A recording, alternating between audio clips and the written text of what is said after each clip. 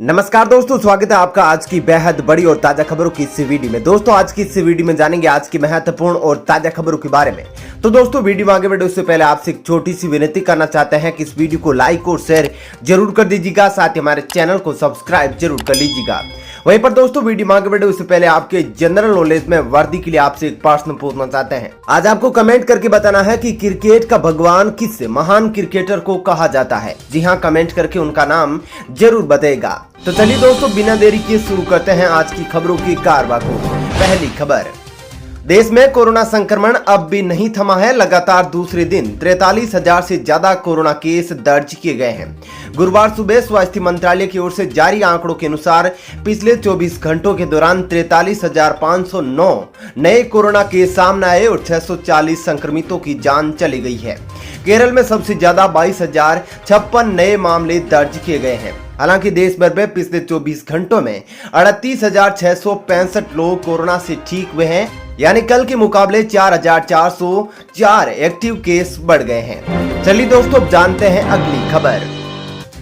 देश की मेडिकल शिक्षा को लेकर सरकार का बड़ा फैसला। ओबीसी और आर्थिक रूप से कमजोर वर्ग के हजारों छात्रों को मिलेगा आरक्षण। जी हां दोस्तों, देश की मेडिकल शिक्षा को लेकर सरकार की तरफ से एक बड़ा फैसला लिया गया है, जिसके तहत वर्तमान शैक्षणिक वर्ष 2021-22 से अंडर ग्रेजुएट और post graduate medical dental course यानी कि MBBS, MD, MS, diploma, BDS, MDS के लिए अखिल भारतीय कोटा AIQ योजना के तहत ओबीसी और आर्थिक रूप से कमजोर वर्ग के उम्मीदवारों को आरक्षण दिया जाएगा। फैसले के अनुसार अन्य पिछड़ा वर्ग के उम्मीदवारों को 27% और आर्थिक रूप से कमजोर वर्ग के उम्मीदवारों को 10% आरक्षण मिलेगा। इससे करीब 5,550 छात्र लाभान्वित होंगे। चलिए दोस्तों जानते हैं अगली खबर। कोरोना काल में फूल बरसाने को कहते थे, अब कर रहे हैं लाठी उठाने की बात। यूपी में 500 एम्बुलेंस कर्मियों की बर्खास्तगी पर बोली प्रियंका गांधी।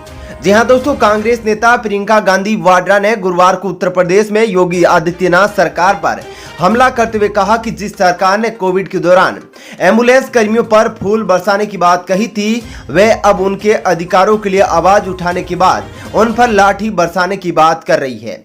दरअसल कांग्रेस महासचिव ने आरोप लगाया कि राज्य सरकार ने आवश्यक सेवा रखरखाव अधिनियम आसमा लागू कर 500 एम्बुलेंस कर्मियों को बर्खास्त कर दिया है। चलिए दोस्तों अब जानते हैं अगली खबर। केंद्र ने कोरोना वायरस संबंधित दिशा निर्देशों को 31 अगस्त तक बढ़ाया। इन 5 सूत्री रणनीति को बताया जरूरी। जी हां दोस्तों, देश के ज्यादातर हिस्सों में कोरोना संक्रमण की स्थिति नियंत्रण में नजर आ रही है, परंतु केंद्र सरकार ने स्पष्ट रूप में कहा है कि महामारी से निपटने में अभी किसी भी तरह की ढिलाई के लिए कोई भी जगह नहीं है, क्योंकि सक्रिय मामले अभी बहुत अधिक है। केंद्र ने कोरोना महामारी संबंधित दिशा निर्देशों को 31 अगस्त तक और बढ़ा दिया है। केंद्रीय गृह सचिव अजय भल्ला ने सभी राज्यों और केंद्र शासित प्रदेशों से प्रभावी कोरोना प्रबंधन के लिए टेस्ट, ट्रैक, ट्रीट, टीका और कोरोना संबंधी उचित आचरण की 5 सूत्रीय रणनीति पर ध्यान केंद्रित रखने को कहा है। चलिए दोस्तों अब जानते हैं अगली खबर।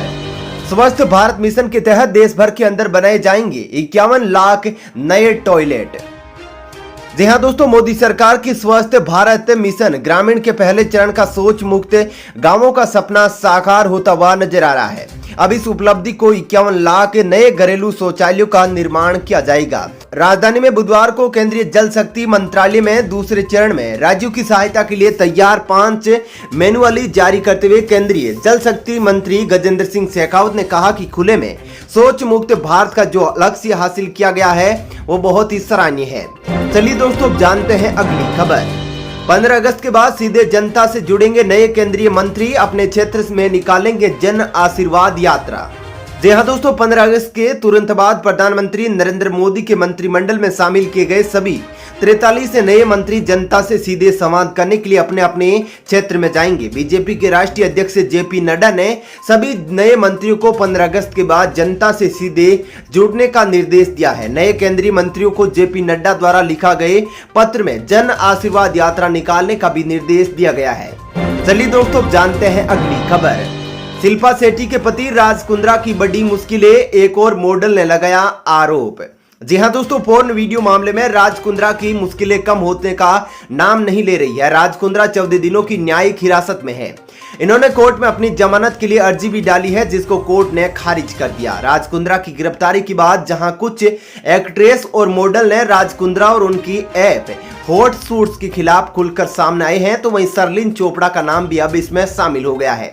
अब सरलिन चोपड़ा ने राज कुंद्रा पर यौन शोषण का आरोप लगाया है। चलिए दोस्तों, अब जानते हैं अगली खबर। बड़ी खबर, पीएम आवास योजना में मिल सकती है एक और बड़ी सुविधा, ऐसे मिलेगा लाभ। जी हां दोस्तों, पीएम आवास योजना के तहत एक बड़ी खबर सामने आ रही है। उद्योग संगठन CII ने सरकार से मांग की है कि प्रधानमंत्री आवास योजना को फिर से लॉन्च किया जाए और इसमें लाइफ इंश्योरेंस की सुविधा को अनिवार्य किया जाए। इसके साथ ही जिन लोगों को प्रधानमंत्री आवास योजना PMAY का लोन मिलता है, उनके लिए अनिवार्य तौर पर इंश्योरेंस की सुविधा देने की भी मांग की गई है। दरअसल सरकार ने प्रधानमंत्री आवास योजना के तहत देश के सभी लोगों को घर देने की योजना बनाई है। चलिए दोस्तों, जानते हैं अगली खबर। मछली उत्पादन के जरिए किसानों की आमदनी बढ़ाने के लिए सरकार ने उठाया बड़ा कदम। जी हां दोस्तों, मछुआरों और मछली किसानों को आर्थिक रूप से मजबूत करने के लिए मछली किसान उत्पादक संगठन की स्थापना के लिए केंद्र सरकार ने PMMSY के तहत 24 करोड़ 50 लाख रुपए की वित्तीय सहायता दी है। इस बजट में देश में 50 FFPO की स्थापना की जाएगी। इस वित्तीय सहायता से देश में 50 मछली किसान उत्पादक संगठन बनेंगे, जहां किसान बैठकर अपनी फसल की कीमत से लेकर तमाम मसलों पर चर्चा कर सकेंगे और यहीं पर भी अपने उत्पादन का मोल भाव भी करेंगे। चलिए दोस्तों, जानते हैं अगली खबर। भारत में आने वाली है 1 लाख नई नौकरियां, तैयार रखे अपने डॉक्यूमेंट। जी हां दोस्तों, कोरोना वायरस महामारी के चलते दुनिया के बाकी देशों की तरह ही भारत में भी अर्थव्यवस्था को खासा नुकसान झेलना पड़ा है। कई लोगों को इसकी वजह से अपनी नौकरियों से हाथ धोना पड़ा है। इन सब के बीच अमेरिकी IT कंपनी कॉग्निजेंट की तरफ से नौकरी का इंतजार कर रहे कई यंगस्टर्स के लिए गुड न्यूज आई है। कंपनी की तरफ से बताया गया है कि वह इस साल भारत में करीब 1 लाख लोगों को हायर करने पर विचार कर रही है। चलिए दोस्तों, जानते हैं अगली खबर। नई आबकारी नीति को चुनौती देने वाली याचिका पर कोर्ट ने दिल्ली सरकार से किया जवाब तलब। जी हां दोस्तों, दिल्ली हाईकोर्ट ने शराब पीने की उम्र 25 साल से घटाकर 21 साल करवाने वाली नई आबकारी नीति को चुनौती देने वाली एक याचिका पर दिल्ली हाईकोर्ट से जवाब तलब किया है। याचिका में यह अनुरोध किया गया है कि नई आबकारी नीति के उस प्रावधान को निरस्त किया जाए जिसके तहत कोई भी सरकारी शराब की दुकान नहीं होगी और केवल निजी दुकानें ही शराब बेच सकेगी। अदालत ने मामले की अगली सुनवाई के लिए 17 सितंबर का तारीख तय किया है। चलिए दोस्तों, जानते हैं अगली खबर। राजस्थान में नहीं हो पाया कांग्रेस की आंतरिक कलह का समाधान। जी हां दोस्तों, राजस्थान की सियासत में मुख्यमंत्री अशोक गहलोत और पूर्व उप मुख्यमंत्री सचिन पायलट के बीच विवाद सुलझाना कांग्रेस आलाकमान के लिए आसान साबित नहीं हो रहा है। राजस्थान कांग्रेस के प्रभारी अजय माकन ने कहा था कि 28-29 को वे जयपुर आकर विधायकों से राय शुमारी करेंगे, मगर सूत्रों के अनुसार अजय माकन का दौरा फिलहाल टल सकता है। विधायकों को अब तक जयपुर आने के लिए नहीं कहा गया है और मंत्रिमंडल विस्तार भी टल सकता है। चलिए दोस्तों, जानते हैं अगली खबर। जज की मौत मामले पर झारखंड हाईकोर्ट ने दिए तुरंत जांच के आदेश। लापरवाही की सूरत में CBI संभालेगी केस। जी हां दोस्तों, धनबाद में जिला एवं सत्र न्यायाधीश उत्तम आनंद की मौत के मामले पर chief justice of India NV Ramana के हस्तक्षेप के बाद झारखंड के चीफ जस्टिस ने संज्ञान लिया है। झारखंड हाईकोर्ट ने गुरुवार को इस मामले पर त्वरित जांच के निर्देश दिए हैं। साथ ही कोर्ट ने डे बाय डे के आधार पर खुद जांच की निगरानी करने की भी बात कही है। हाईकोर्ट ने अपने आदेश में पुलिस से कहा है कि अगर उनकी जांच संतोषजनक नहीं पाई गई तो मामला CBI को सौंप दिया जाएगा। चलिए दोस्तों, जानते हैं अगली खबर। अमरिंदर सिंह ने PM मोदी को लिखा पत्र, करतारपुर कॉरिडोर खोलने की लगाई गुहार। जी हां दोस्तों, पंजाब के मुख्यमंत्री अमरिंदर सिंह ने बुधवार को प्रधानमंत्री नरेंद्र मोदी से करतारपुर गलियारा फिर से खोलने का अनुरोध किया है ताकि सभी श्रद्धालु सिख गुरु नानक देव को समर्पित पाकिस्तान स्थित गुरुद्वारे में जा सके। कोविड-19 महामारी के कारण मार्च 2020 में करतारपुर साहिब गुरुद्वारे के लिए तीर्थ यात्रा स्थगित कर दी गई थी। चलिए दोस्तों, जानते हैं अगली खबर।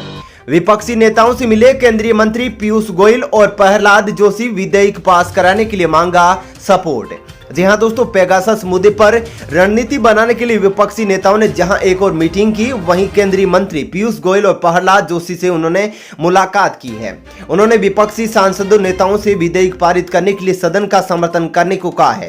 हालांकि विपक्षी नेताओं ने पेगासस से महंगाई, किसानों की मुद्दे, पेट्रोल और डीजल की कीमतों में बढ़ोतरी जैसे मुद्दों पर चर्चा पर जोर डाला है। चलिए दोस्तों, फिलहाल इस वीडियो में इतना ही। ऐसी ही खबरें देखते रहने के लिए आप हमारे चैनल को सब्सक्राइब कर लीजिएगा। साथ ही इस वीडियो को लाइक और शेयर जरूर कीजिएगा। धन्यवाद। जय हिंद। वंदे मातरम।